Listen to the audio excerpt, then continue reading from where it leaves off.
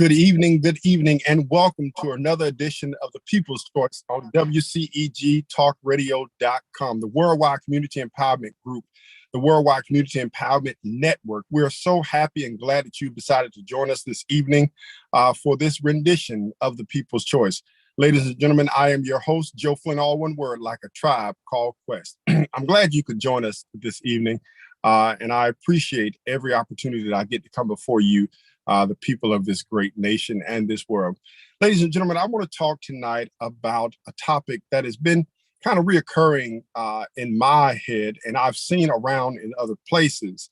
You know, what are the top issues facing our country and our nation? Some of these issues not only are nation focused, but they're worldwide focused. And so what are these top issues and how do they play a part in our everyday society? So I'm going to count down the 10 and how they currently affect us and where they are in the Congress mindset and how the people in Congress actually take focus on these issues. I did a little more research to look at it from an age bracket as well, but I won't worry about that tonight as much as I will worry about the top 10 things that are affecting our nation and then where our Congress, our leaders in this nation are on these topics. So I want to start with, actually, it's 11 things. I want to start with the bottom, number 11. Believe it or not, out of all the things that are affecting our nation right now, number 11 in all the world, in all this nation, is jobs. Jobs is at the bottom of the totem pole for top issues that are affecting America right now. Well, and you would think that, you know, that's always something that's the top priority, but I think maybe, just maybe, because of all the stimulus money, all of the PPE money, and all the other money that's been floating around this nation since this pandemic has started, people aren't as concerned about working or getting jobs. I don't know about where you live, but here in Atlanta, when I tell you Scam Central is at its best, it's probably the number one thing that's taking place, you know, around the metro Atlanta area and in Georgia. But with that being said, nobody is as concerned about jobs. Now, these are categorized as big issue, moderate issue, small issue, and not an issue at all. And so 25% of Americans think that jobs are a big issue in America right now, just 25%, whereas 38% think it's a moderate issue. You know, they're like, I could have a job, but it's not so important. I got this PPE money. You got the Democrats over here throwing money at me every single day. So it seems like I'm okay. I don't have to worry about a job as much. 27% of Americans think it's just a small issue. It's not as big of an issue. This is number 11, people, on the issues that are facing America, the top issues that are facing America.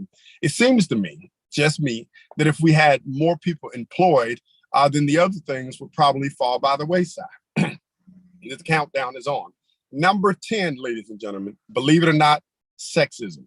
Sexism is number 10 on the list.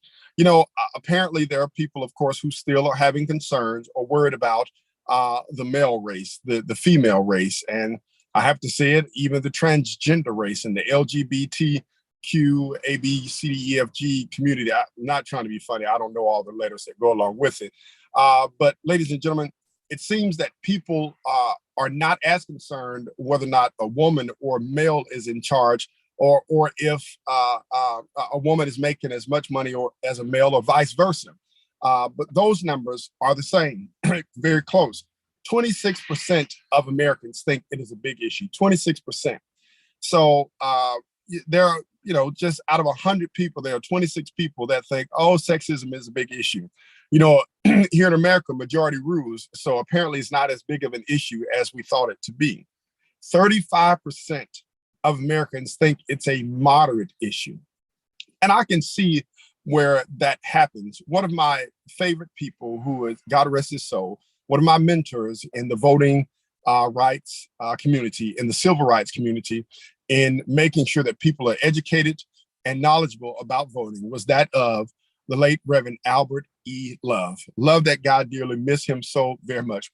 Reverend Love would always say to me, Joe, it's individuals like you and I who have to continue to be the voice for everybody else, because the things that everybody else are concerned about on a day-to-day basis are not the same things that you and I are concerned about. You and I are concerned about these things, whereas the average mother or the average father is concerned about getting to work, getting home, picking up the children, getting groceries, cooking dinner, putting the children to bed, starting the same sequence all over again. Those are the normal concerns of people every day. Whereas as individuals like me, God rest his soul, Reverend Love, and so many other civil rights leaders and activists and voting rights activists who, those things are concerned, but they were not as forefront because some way, somehow we were able to manage those things. And whereas we were able to shift our focus to things that everybody else can't focus on so that we were the voice, which is really, brothers and sisters, how the people's choice came about, to be the voice and the echo in your ear to educate you and inform you on the things that are going on in our nation.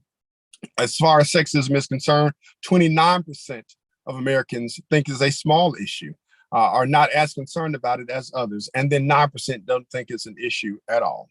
Coming in at number 9, believe it or not, coming in at number 9 with all of the money that we throw into this particular pot on a regular basis, 39% of Americans think that terrorism is an issue.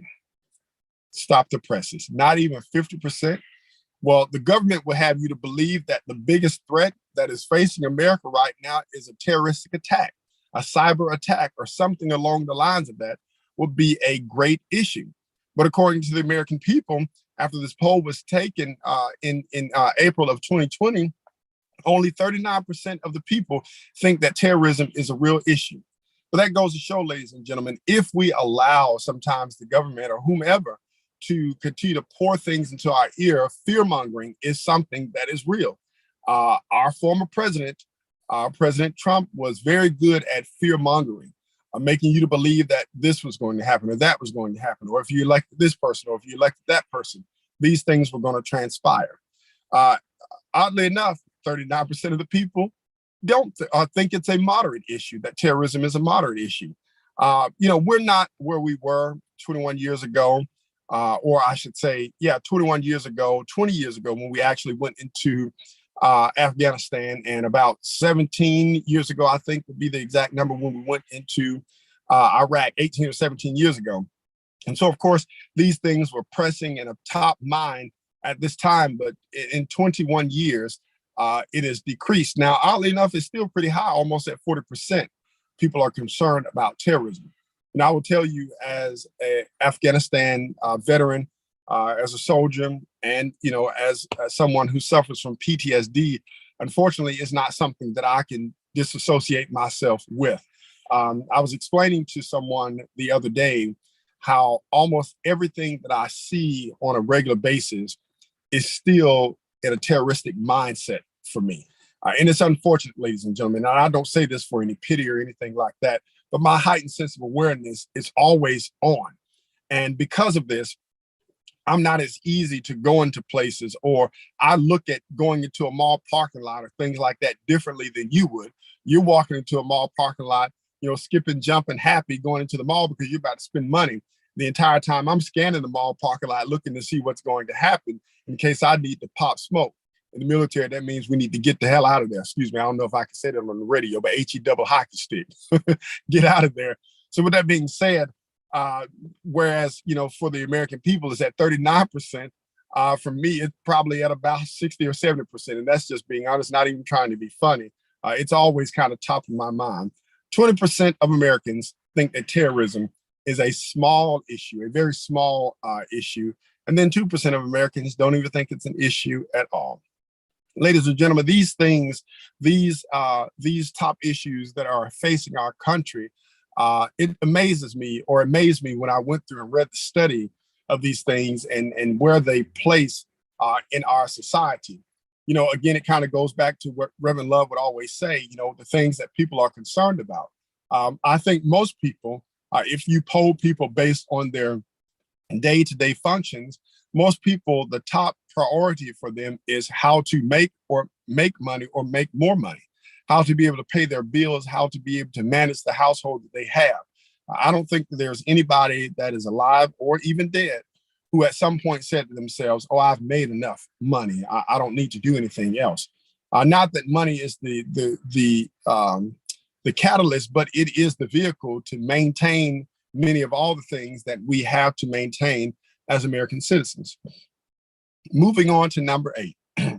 During the presidential debates, and almost in every presidential debate, in some Senate debates, in U.S. representative debates, you always hear these things. Now, they don't always take precedence in places like Georgia, but in places like Florida and Texas and California, and even New York, you hear a lot about immigration. Immigration seems to be a huge thing. Illegal immigration, of course, is what everybody focuses on more than anything else.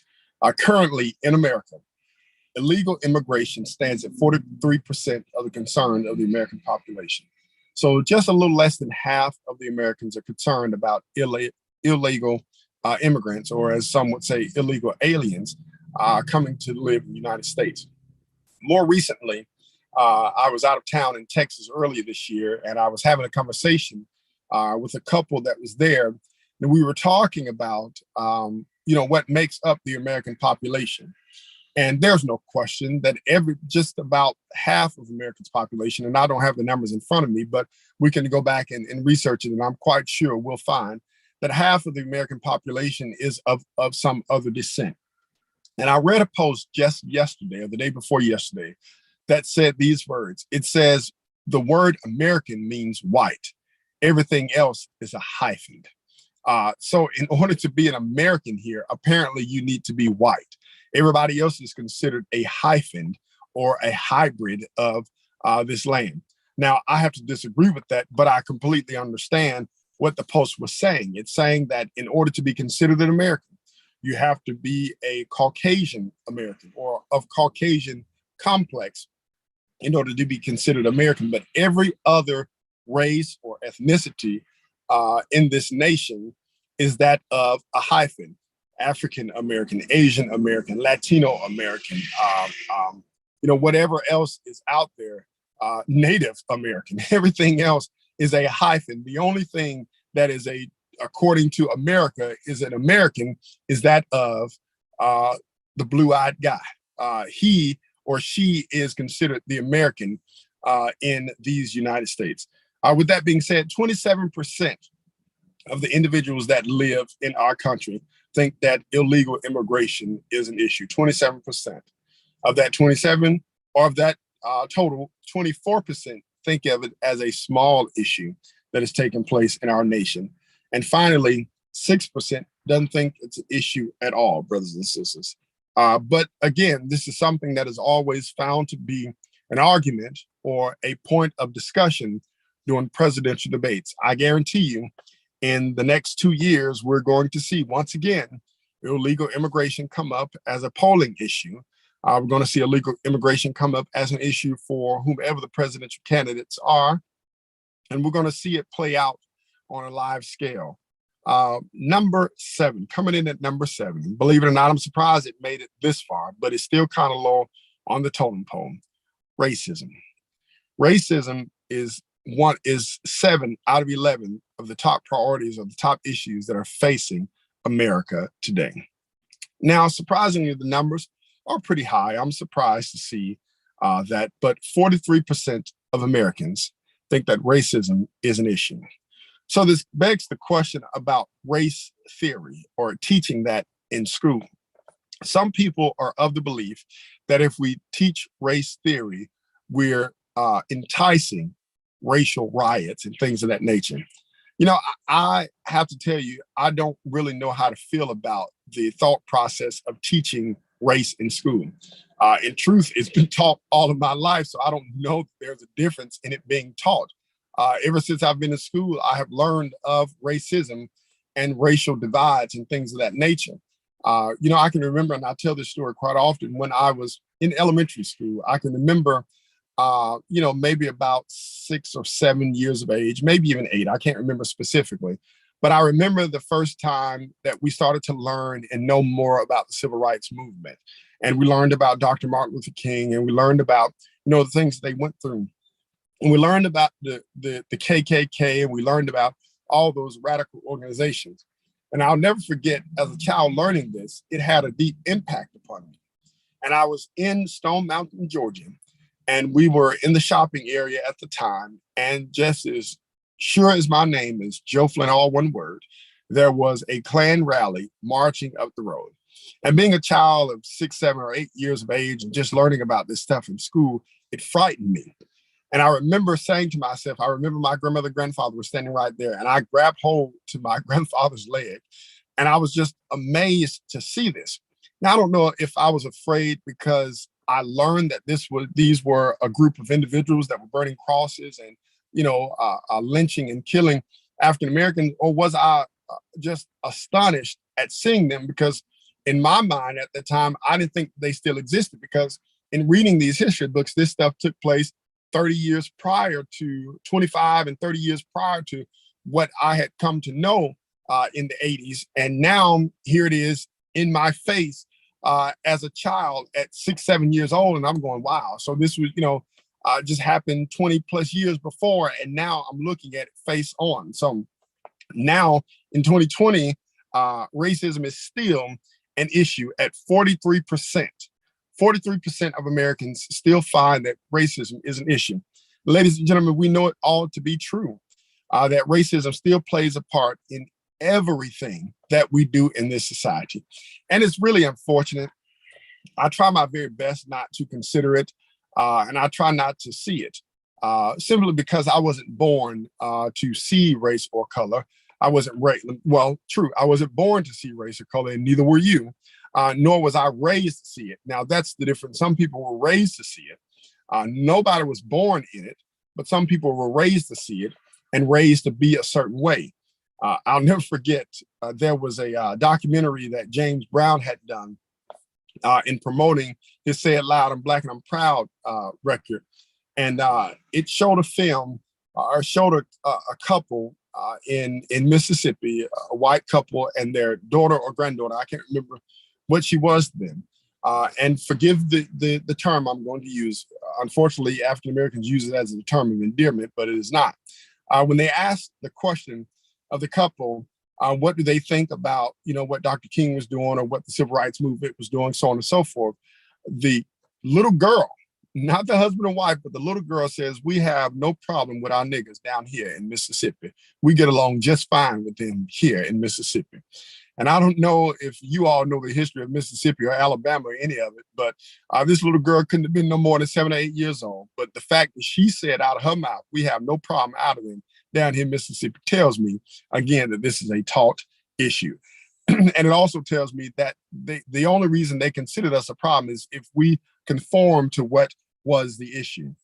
So with that being said, 31% of our nation thinks it as a moderate issue. Years ago, the first Black mayor of Atlanta, Maynard Jackson, may he rest in peace, was kind of a larger than life figure, in the South. I mean, he had so many things that were pluses for him, having been the first elected Black mayor of a metropolitan city in the South, having to have gone through the Wayne Williams issue. I mean, he was constantly on the scene, be it good or bad, he was constantly on the scene. But Maynard Jackson dubbed years ago that Atlanta was a city too busy to hate. And ladies and gentlemen, I know that to be very true.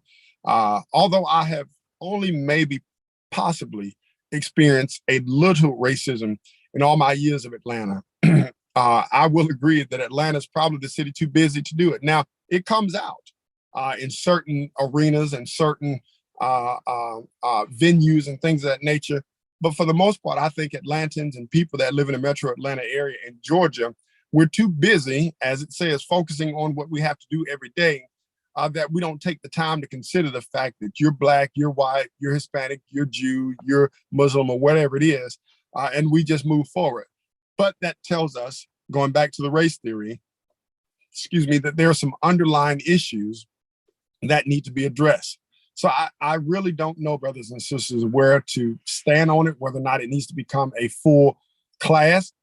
But if it does, I think, if anything, it will inform, because that's what education is.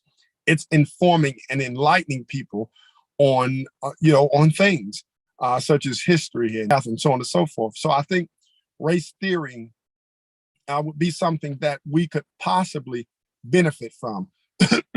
I can't remember the general's name, but I want to say he is our Joint Chief currently in the United States. I may be wrong, so don't quote me on this. But when asked the question, and he's a Caucasian male, he made the statement that I think it is good that we teach race theory. He says, because I want to know, after serving, I think, 30 plus years in the military, what is it about me or a man of my caliber, age, bracket, so on and so forth, white man, that makes me to believe that I'm better than this man, black man, or what makes me think that my race is more superior than this person? What was projected in me that made me feel that way? And I think that's the part that he might have missed, because it's what was projected to you. Ladies and gentlemen, all of us have learned what we've learned because either we've read it in the book, somebody has taught it to us time and time again, and things of this nature. And so it is what is taught to us. It is what is brought to us. It is what is embedded in us that we believe and know. And so if you were always taught that you were above someone of a certain color, or that you were beneath someone of a certain color, or that you were better than someone because you lived on this side of town or that side of town, then of course all of these things play part in your psyche. I remember my doctor saying to me, he says, Joe, you have a very high level of accountability for yourself. You operate at a level of expectation that nobody else does. And he said, and then, back up. He says, your family placed certain expectations upon you, and you took those expectations and you elevated them to another level. And then you joined the military and it elevated to a whole nother level. So ladies and gentlemen, that's what happens in all of us. We are taught from a child certain things, and that gives us one level. And then you go into the world and you create, and you start to see on your own, you created another level. And then when you get in certain positions and work certain jobs, it elevates to another level. So all of us have been taught some things, have been told some things that we probably need to be deprogrammed from. I can think to myself a lot of things that I have learned over the years and I've discovered that are not correct.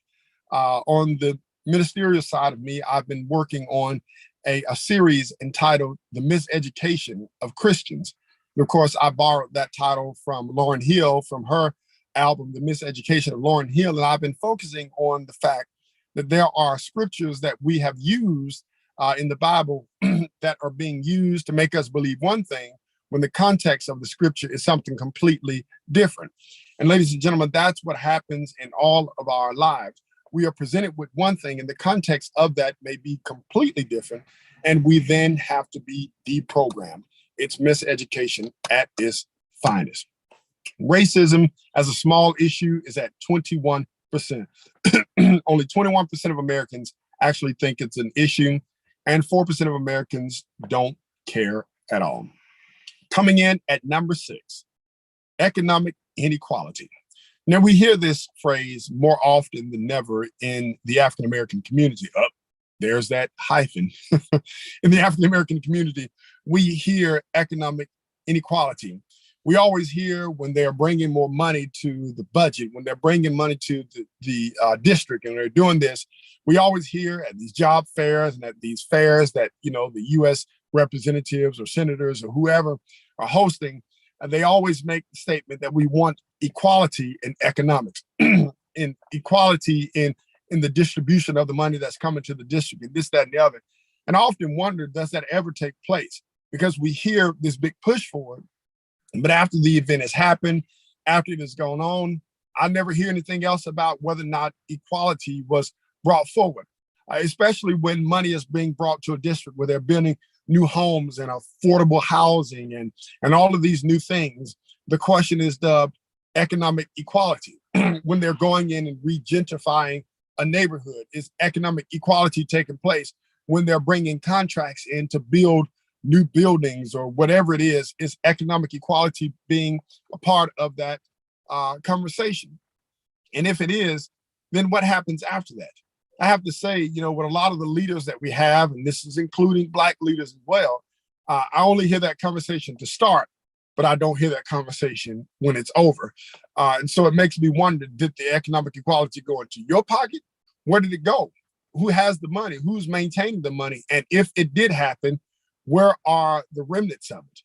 so that we can have a better understanding of what took place with the economic inequality. 44% of Americans think that economic inequality is an issue. 44%. 31% don't think it's a moderate issue to them. 31% of Americans consider it a moderate issue.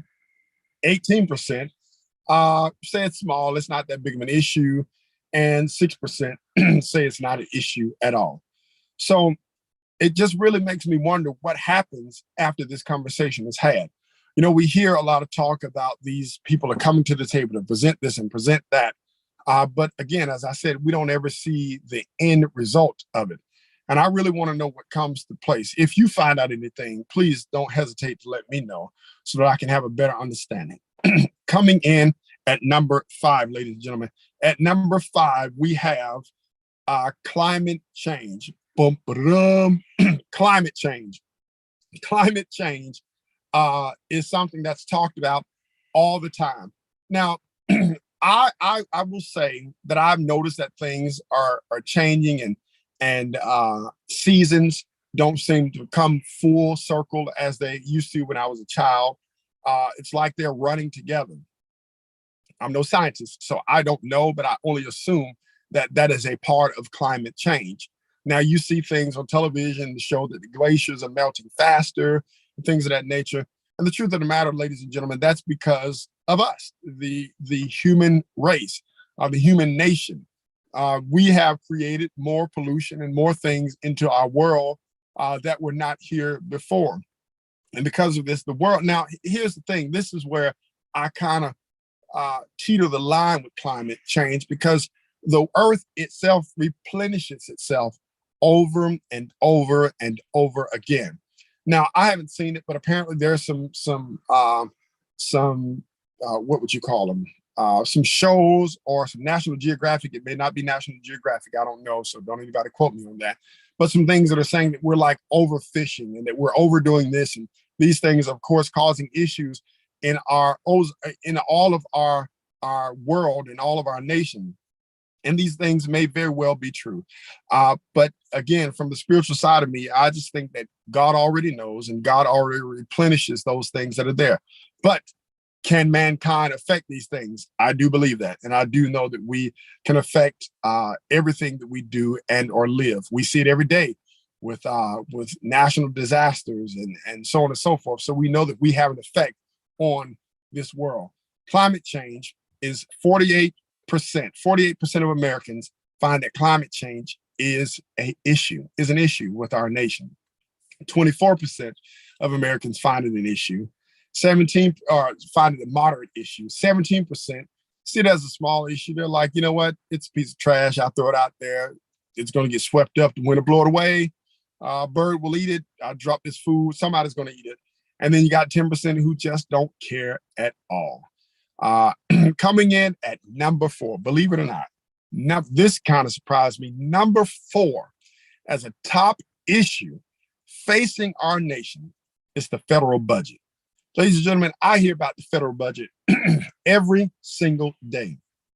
Every day, somebody's always talking about, oh, you know, our children's children are going to have to pay for this and so on and so forth. And, you know, we're putting all this burden on their back and we're doing this and so on and so forth. But it's only number 4 in the top things that are facing America. Now, more than half of Americans are concerned about it. As a matter of fact, 53% of the American population is concerned about the federal budget. So that's big. That's not a small amount of people. 53% of Americans are concerned about the federal budget and what is happening to the money and who's going to pay for it and so on and so forth. Here's the thing.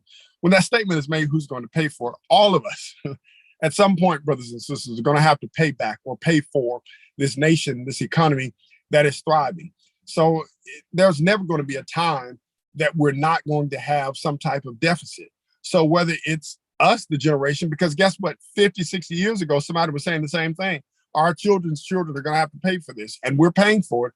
And the same thing, it's kind of a cycle, ladies and gentlemen. This is what's going to happen for the end, until the end of time, until the world comes to a complete end, or until this nation implodes upon itself.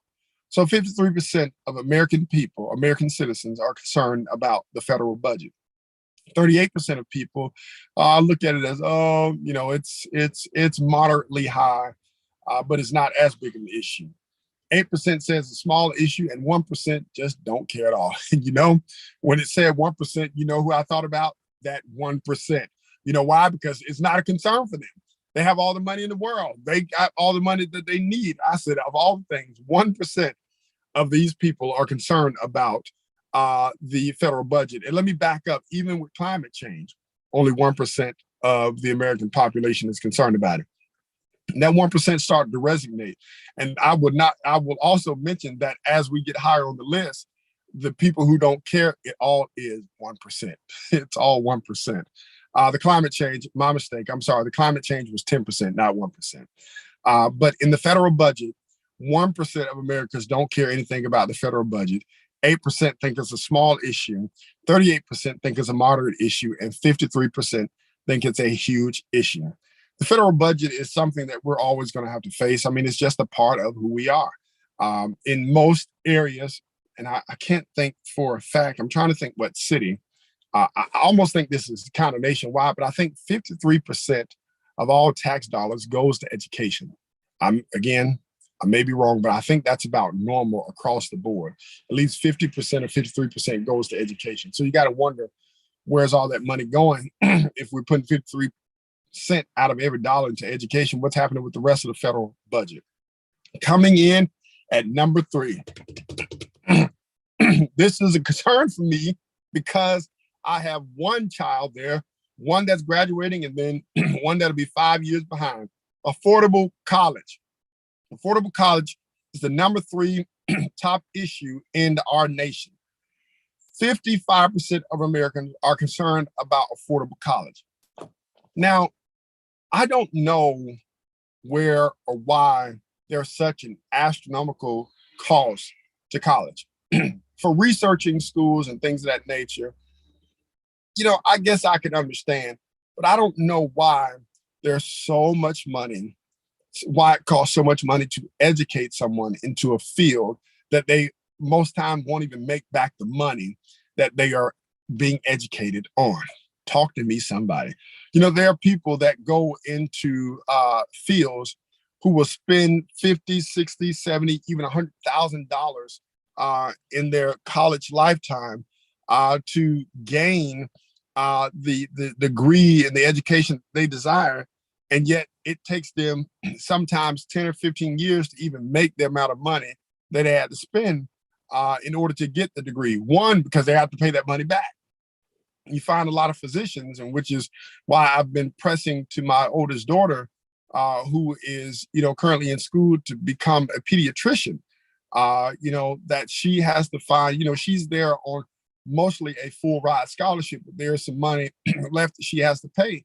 And so I've been, pushing to her that, the goal is to graduate debt free, because you don't want to go into practicing medicine and still have all this money that you have to pay back. It's almost inevitable that you will not find rest until you have paid this money back. And then you don't want to have that kind of burden on your back. But apparently her mother and I have done something better than we even thought. We have schooled her and educated her, as old folks say, learned her enough that she knew that she needed to find other avenues. And I have to say, I'm quite proud of the decisions and roads that she is taking to become a debt-free student. But 55% of Americans find that affordable college is an extremely important thing. And ladies and gentlemen, I can see fit for it, because now, not in every avenue, but we have been taught and believe that the only way in order for you to be successful in our nation is that you have a college degree. But I'm here to tell you that that's not always the case, and you know it, and I know it as well. Because if we look at some of the 1% of Americans, most of them don't even have college degrees or started college and dropped out of college.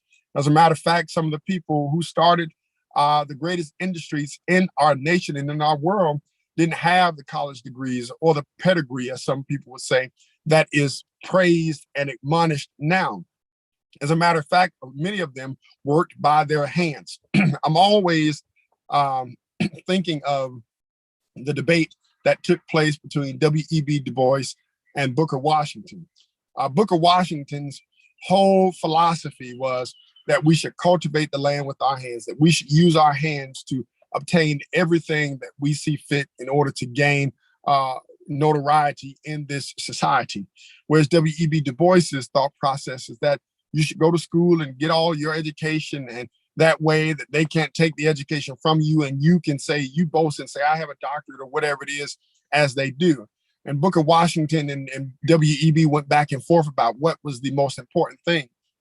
And for years, ladies and gentlemen, I always thought that, that W.E.B. Du Bois's point was the most valid point. Now it does play in part. But I often think about when you look at the scope of the two men and what took place in their lives. Again, Booker Washington was focused on cultivating the land, making things work for us. W.E.B. Du Bois said, get the education so you can go off and do it on your own. One thing I want to bring to your attention, W.E.B. Du Bois got the education and left the United States. Booker Washington got the education, used his hands, built an institution for you and I to learn. So that speaks volumes as to what happens when we sometimes get the knowledge. We leave and forget those behind us, whereas Booker Washington decided to build an institution to help educate you on how to cultivate the land with your hands. That'll preach right there. I don't care who you are. Somebody ought to say amen right there. Brothers and sisters, when we move beyond 55% of the people who think that affordable college is a big issue, we go to 32% think it's a moderate issue. And these are the people that are probably like me, who believe that affordable college is important, but they also know that they can make a means for themselves in other areas.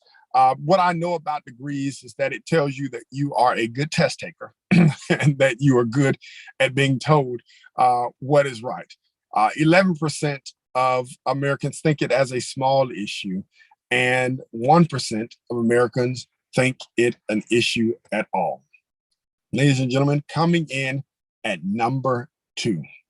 Believe it or not, this was one of the biggest things that the great communicator always talked about. That is drug addiction. That is our boy, Ronnie, Mr. Ronald Reagan, Mr. General Electric himself, the actor, the boy from California, always talked about it. And so there was a war on drugs. And so drug addiction in America is the number 2 top issue facing our society, coming in at 64%. 64% of Americans think that drug addiction is an issue. When I was a child and I would think about drug issues, I would think about the things such as crack. Honestly, ladies and gentlemen, I still don't know the difference between crack and cocaine and all. I still don't know the difference. The only thing that I know about is marijuana. Marijuana, that icky, that ooh wee, that stuff. I know that more than anything, not from personal experience, but I know what that is when I see it and when I smell it. But as far as crack, cocaine, and all the other drugs, those were the things that I remember hearing about growing up. But now drug addiction goes far beyond it. And don't get me wrong, these things were an issue before, but I never thought about it. But overdosing in pills and popping pills and taking pills to get up and go to sleep and this, that, and the other, this is a huge addiction. There are more people addicted to medical drugs than any other drug in our society. So whereas I used to think that dope or cocaine or crack or whatever it is was the leading thing, it's pills that people are taking that becomes the most pressing thing. It is the top issue when it comes to drug addiction. Listen, I'm a veteran. I have back issues and I have PTSD and all kind of other stuff that the military caused me to have, because I'm telling you, I had these problems before I joined the military. I could see before I joined the military. But ladies and gentlemen, if I allow them, the VA will prescribe me every possible medication that's out there, and I'll be walking around here looking like a zombie.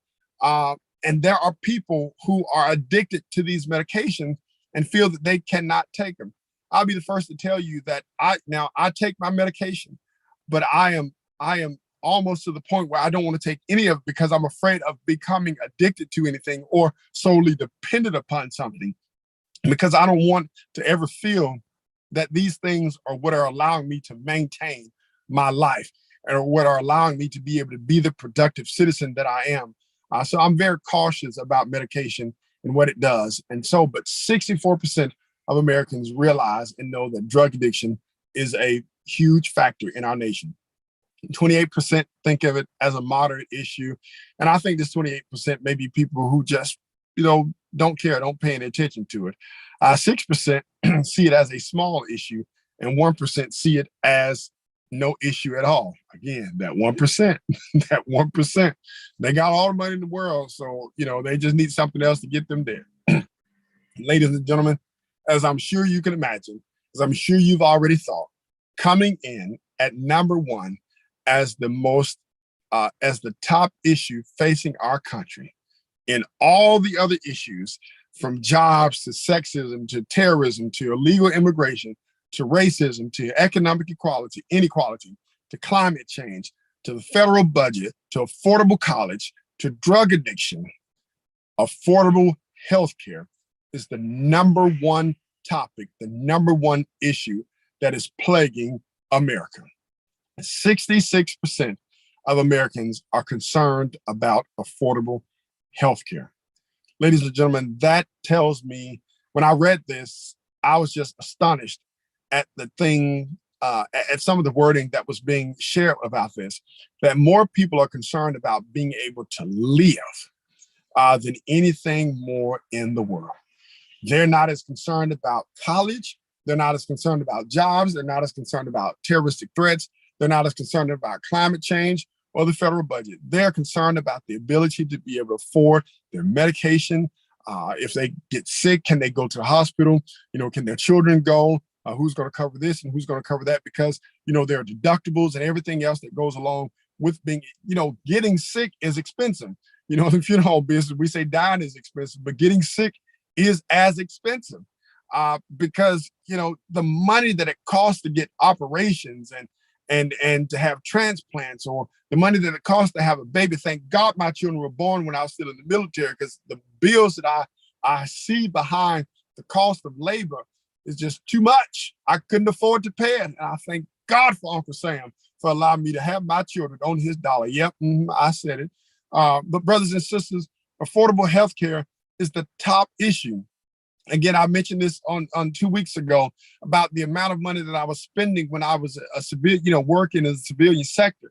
It was ridiculous, the amount of money that I had to pay in order for my children to have health care. And again, I thank God for placing me where I am now in life. But it was astronomical, the amount of money in order for them to maybe go to the doctor, if they had to go to the doctor.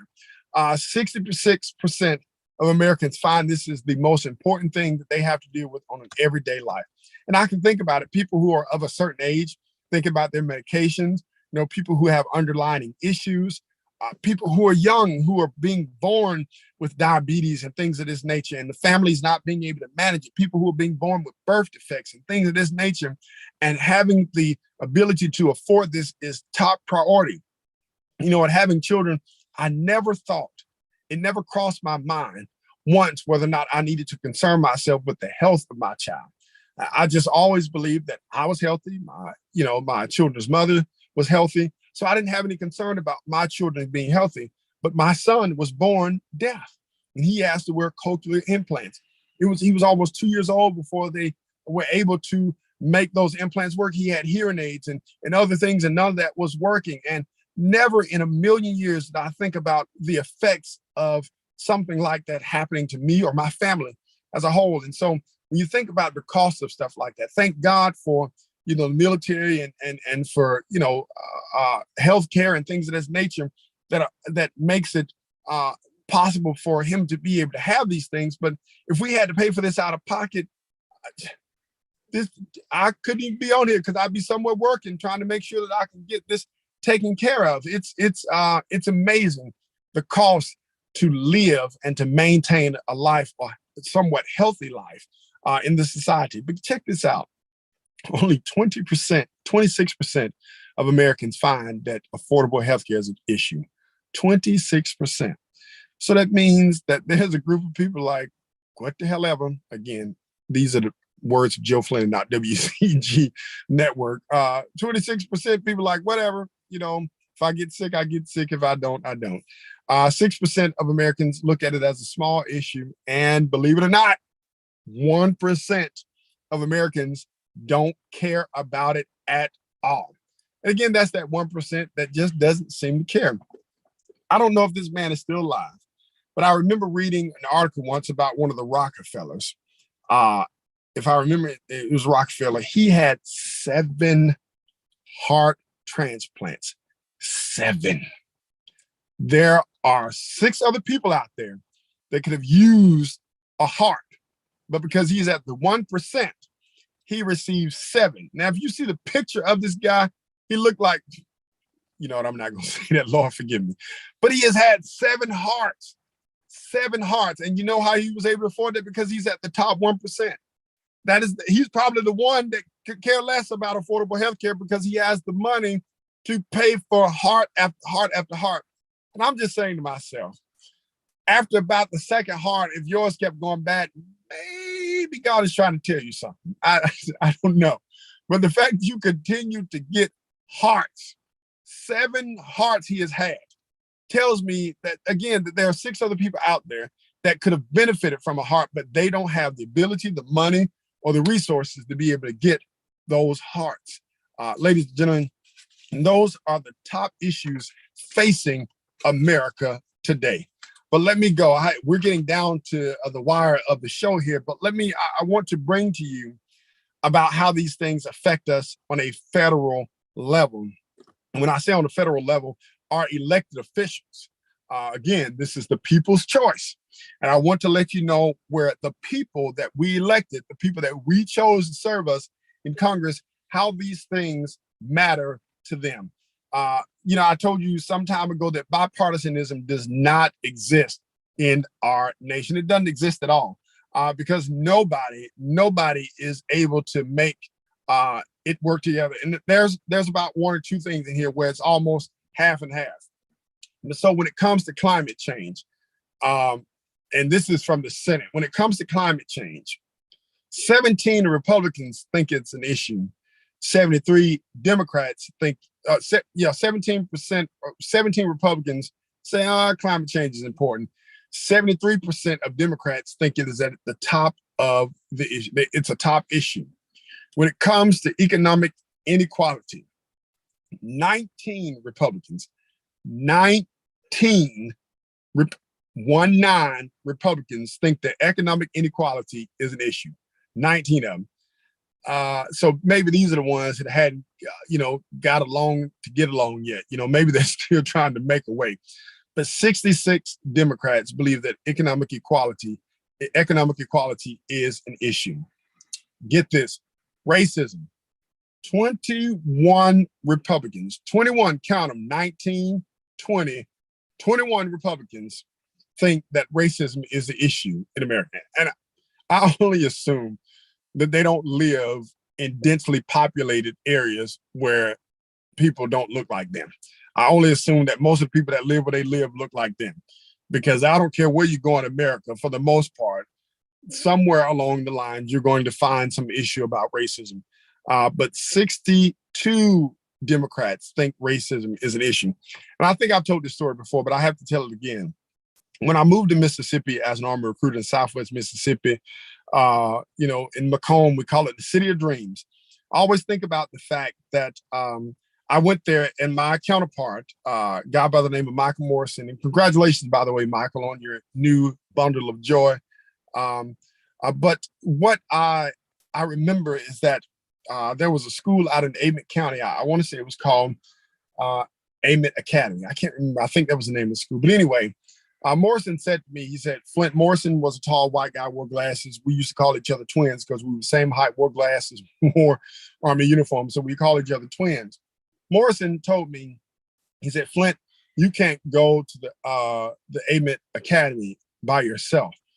He says, I'm not trying to be funny, but they may not accept you. And I said to him, what do you mean they may not accept me? I'm Joe Flint. I'm from Atlanta. I can go anywhere. Everybody knows who I am. I'm Joe Flint. And he says, I'm going to go with you. I'm going to go with you when we go to the first one. And I said to him, okay, Morrison, let's go. So we got to the school, we got there and there were no issues. They greeted us, they welcomed us in with no issues at all. And we were able to go into the school. We opened the door, had a good time, and we talked and laughed. And that was a wonderful time. However, sometime later, I decided to go to the school by myself, and they met me at the door. I could not believe it. They met me at the door. As a matter of fact, they didn't even let me in the door. They met me at the door and said that they were testing or something like that, and they would just take the information that was, being given to them, that I was providing them, and that they would, give it to the students when it came time for it. So I thought that was the funniest thing in the world. I'll never forget that for as long as I live. So 62 Republicans or 62 Democrats think that's an issue. When it comes to jobs, 14 Republicans see jobs as an issue. 34 Democrats see jobs as an issue. When it comes to healthcare, 51 Republicans see that healthcare is an issue. 77 Democrats see healthcare as an issue. When it comes to the war on drugs, 61 Democrats think of drugs as an issue. And I don't know what these numbers, how these numbers equal up, but 68 Republicans think of drugs as an issue. I wonder why. When it comes to the federal budget, 52 Democrats see it as an issue, and 54 Republicans see it as an issue. And finally, brothers and sisters, when it comes to immigration, 23 Democrats, or no, not immigration, but sexism, 23 Democrats see it as an issue, 67 Republicans see it as an issue. Ladies and gentlemen, these are the top issues that have been facing our nation. These are the top issues that have been facing our world for well over a year's time. And I just thought it would be very important that I brought these to your attention so that you would know what we're facing in our society and what issues are pressing our nation at its core.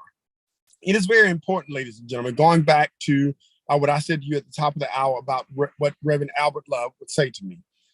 We as Americans are always more focused on the things that we have to do on a day-to-day basis, whether it's taking care of our children, whether it's, getting to work, whether it's making sure that our car runs, whether it's making sure that we have a roof over our head, whether it's cooking dinner, whatever these issues are, these are the things that are pressing us most in our society. However, there are things that are happening on the back. There are things that are happening in Congress, in your state legislatures, all across the nation. There are things that are happening in your local city hall that are happening that you probably can't focus on like you want to, because you have these other factors that are taking place. And that's where we come in. That's where the People's Choice, that's where WCEG Network comes into play, that we do our very best to make sure that we get the information out to you so that you can know and understand what's going on in our society, ladies and gentlemen. I was amazed at the numbers that I found when I went and read these numbers and read the post about these things. I was utterly amazed at even so much the breakdown when it comes to age bracket, what age is concerned about this and what age is concerned about that. I was even more amazed when it showed ethnicity, what ethnicities were concerned about this and what concerned about that. I know that time would not allow me the opportunity to go into all of that, but I wanted to bring to your attention the things that were pressing the most, the top 11 things, and where our nation's leaders look at these things and how they focus on these things. Ladies and gentlemen, it is important as citizens of this nation that we pay just a little more attention to the things that are taking place in our backyard, because these things are the things that make all the difference in the world, whether or not you'll be able to afford your health care, whether or not you'll be able to breathe fresh air in and around your community, whether or not the drugs that are being peddled across the counter or being sold to you in a certain place will allow you the opportunity to be able to afford them, whether or not your child can go to school, or whether or not you can actually afford to be able to send your child to school, whether or not the federal budget will be something that eventually that you may even yourself have to pay back, or will they start taking more money out of your federal income taxes. We have to remember that racism is always there, whether or not we want to admit it or not. It is still a pressing issue in a nation. Now, let me say this when it comes to racism. Now, I know there are a lot of people out there that are going to say something like, oh, I don't concern myself with race, this, that, and the other. It's there. But I will also tell you, there are very few places in this world that you can go and live like you can here in the United States. And so whether or not you agree with all the things that America has done, Ladies and gentlemen, I'm telling you, as a citizen, as a person who has served and been overseas in several other countries, 8 to be exact, probably even more than that, it just dawned on me. But to go into about 5 or 6 of third world countries and watching what they had done, it's amazing to see what had taken place in those countries. It's amazing to see how these countries didn't always have what we have, the resources that we have, and the ability for them to be able to move forward and live the life that we have. So now, don't ever downplay on the things that are taking place in America, ladies and gentlemen. We have one of the greatest nations in the world. We have our issues like any other nation in the world, but I assure you that America is one of the greatest nations that you'll ever live in, despite the issues that we face. Ladies and gentlemen, terrorism, although it only came in at 39%, please know and understand that it is still a pressing issue in some areas. There are people around here, around this country. Heck, ingrown terrorism still exists in America. There are people who don't believe or who don't think that America, who don't agree on the way that we live and want to have an issue and take away the rights and things that we have in America. Ladies and gentlemen, even jobs. I was amazed to see how low on the totem pole jobs was. It was number 11. That really baffled me to see that jobs were number 11. But that tells me, ladies and gentlemen, that less people are concerned about getting a job than ever before. When all the while I was growing up, the only thing I could think about is being able to maintain and get a job. Brothers and sisters, it's important as we move forward in life, as we focus a little more on what is taking place in our society, that we look a little more at these issues. Because whether you know it or not, all of these issues are playing into your everyday life. Gas, listen, gas to me is one of the top things. Every time I got to go spend, I had to it almost cost me $80 a day to fill up my truck. 80, counted, 78, 79, $80 to fill up my truck. And I'm saying to myself, I think I'm going to park this truck. I'm probably not going to drive it anymore. And it's a Chevy, so I know it'll go a lot longer. You know, I don't know about the people that drive Fords. They ain't talking about nobody. But I know that this Chevy is solid as a rock. And I know that it'll keep going. I ain't talking about nobody. I'm just talking about what I'm talking about. But ladies and gentlemen, all of these things play part in our everyday society. And all of these things matter in everything that we do. And we should be mindful as we move about our day to consider these things just a little more, because there's somebody in your community, in your city hall, in your school board, in your commission, at your state legislature, at your governor's office, at your lieutenant governor's office, at your alderman's office, at your village office, at your township office, at your nation's office, who is making decisions on these things. And they're deciding whether or not you're going to be able to have affordable health care, whether or not they're going to continue to push drugs into your society, whether or not college will be able to be affordable to your children or grandchildren, whether or not you'll be taxed more, whether or not climate change will ever make an effect, whether economic inequality will ever be addressed, whether racism will ever be taught in school, whether illegal immigration will ever be resolved, whether terrorism will ever be brought to an end, whether sexism will ever be closed down, and whether jobs will be back into space, back into place. Ladies and gentlemen, I'm here to tell you that it has been my pleasure for you, in order for me to be before you this evening to share with you these pressing issues on our nation. And I hope that I've shared something with you tonight that will help you pay a little more attention to what's going on around you. But it has come time for me to close this segment. And I would like to say to you again, thank you. I want to close out I don't know if I could borrow this, but you know, his name is Cedric the Entertainer. When he had a show that lasted about 2 weeks, he sung a song at closing. He said, "The time has come for me to go. I've had so much fun entertaining y'all. Till the next time, or maybe the next show, I'll see you when I see you." WCEG, the People's Choice. I'll holler. Love you guys. Talk to you soon. Take care.